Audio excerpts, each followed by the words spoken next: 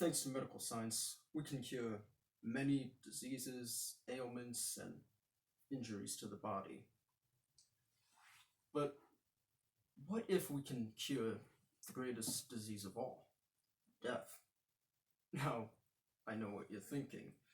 Well, that's impossible, right? But what if I told you it wasn't? That in the mysterious case of M. Vladimir by Edgar Allan Poe, we follow the tale of a man that discovered such a cure and was horrified by what he saw. The story is intended for a mature audience. I've always been a man of logic and reason, of science and math. Religion was nothing more than fairy tales and magic, or magic was just a trick of the mind on the idiots. However, a few months back, an article in the newspaper had caught my attention. Apparently, a man had come back to life for just 3 minutes. And interestingly, it wasn't through science. There was no medicine, no surgery, nothing. But hypnosis.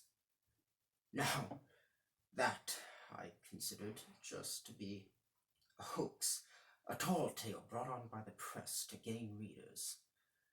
But I was nonetheless intrigued. I decided that I'd test this experiment on a willing patient, and as luck would have it, an old colleague of mine, Mr. M. Vladimir, was a few weeks away from dying. Before his demise, I'd asked him if he'd allow me to experiment on his body. He agreed, thankfully. Moments before his death, I was rushed to his side, and I asked him, "Mr. Vladimir, how are you? How is it to know that you are about to pass on?" He replied,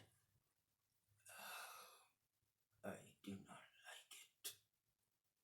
Just do the experiment and get it over with."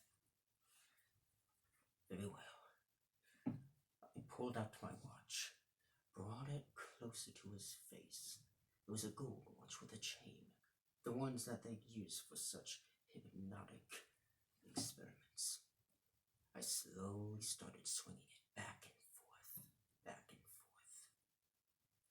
And then I said to him, "Mr. Vladimir, when I snap my fingers, you will be dead. And when I snap them again, you will awake." He died. Before I woke him, I had my colleagues examine him to make sure there was no pulse, no blood rushing, nothing of that. And they didn't find any signs of life. By all legal definitions, he was dead, which is what made the next part so horrifying.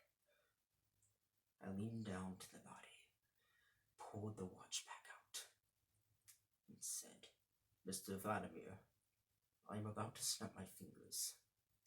You will awake." The body awoke, and I jumped back in terror. What was this? This monstrosity? The corpse had just gotten up, responded. I slowly leaned in and asked him, "Mr. Vladimir, are you with us?" "Yes," he replied. "Now let me sleep." Very well. He fell back asleep. I didn't know what to make of this incident. I had my colleagues study him again, just to make for absolute certainty that he was dead. Again, nothing came back to indicate that he was alive. So, how could he have responded? Weeks passed, and I continued to run my experiments. Each time I snapped my fingers, he'd wake up, screaming, begging us to let him sleep. I decided one day that I'd let him sleep, not just for a moment, but forever. If this was the cure to mortality, then I'd release him of it. So, one final time, I brought out my watch, started swinging it back and forth. Mr. Vladimir, I told him, I'm afraid that you've done all you can. I thank you for being such a willing patient. When I snap my fingers, you will die. Nothing happened. I put my head down to his chest to see if I can hear anything. He screamed out in pain. I jumped back in horror. I'd never seen anything like this. He was in so much pain. He started to melt. He reached out to me. You should have let me go. Pools of blood, pus, and excrements poured out over the bed, over the floor, over everything. What I just witnessed was nothing short of a horrifying creature and incident. I do firmly believe that I discovered the cure to death. But I couldn't release this information. If this was the price we had to pay for this abomination, then I wanted nothing to do with it.